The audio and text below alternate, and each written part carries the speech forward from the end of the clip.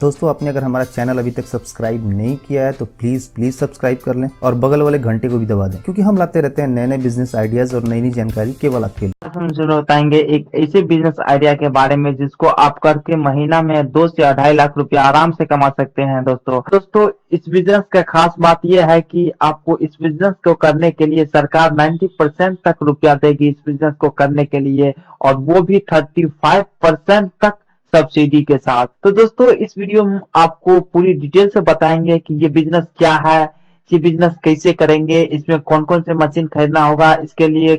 कौन कौन से रॉ मटेरियल की जरूरत होगी,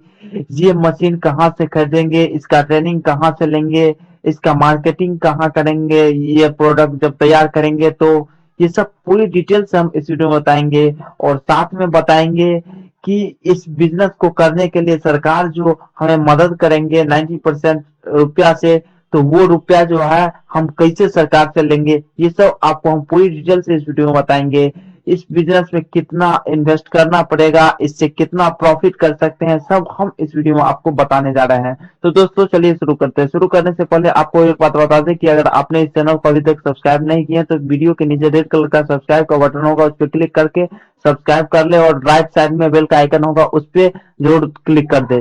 ताकि हम जो भी वीडियो डालेंगे इस चैनल पे उसका नोटिफिकेशन आपके पास पहुंच जाएगा।